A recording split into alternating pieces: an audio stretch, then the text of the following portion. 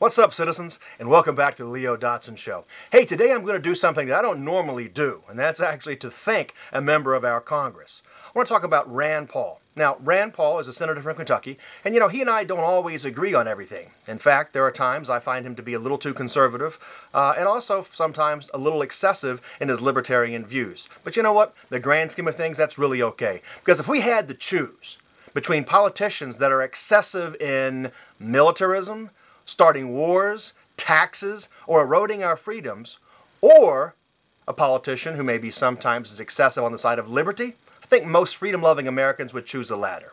And that's all I'm trying to do is say, hey, thank you, Rand Paul, for standing up for us, the average American, this past week when you were trying to stop the Patriot Act from being extended. Unfortunately, it was not successful, but thank you for your efforts, because at least somebody was trying to look out for the Bill of Rights, the freedoms that we enjoy in this country, and the average American. Now, first of all, let's talk just briefly about the Patriot Act. First of all, the name sounds pretty good, a bit of marketing genius on the people who pushed that through, but there's the Patriot Act. People will say, oh, how can you be against the Patriot Act? What, are you not a patriot? Well, of course, the citizens of this country, most of us are very, very patriotic. But let me say, there is absolutely nothing patriotic about weakening the Bill of Rights. And that's exactly what the Patriot Act, so named, does.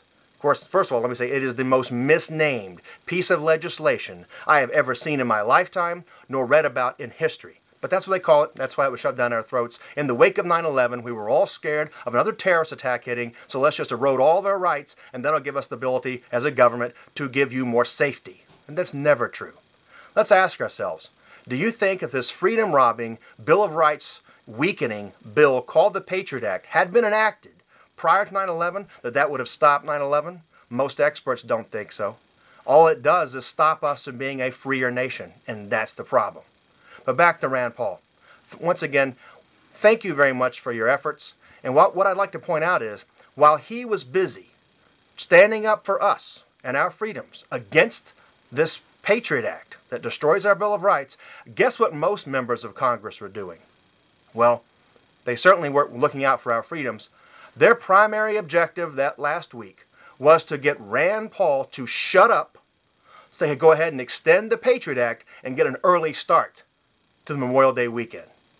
Now ask yourselves, what's Memorial Day weekend all about? And if we ask those people that we're memorializing and thinking of what they would want us to do, to have a government that invades our rights, takes away our Bill of Liberties, or to stand up for our freedoms and keep the thing that makes us unique and special and free, and safe for that matter, in law in our nation. I think we know what they would choose. Just something to think about while you enjoy yourself and your celebrations.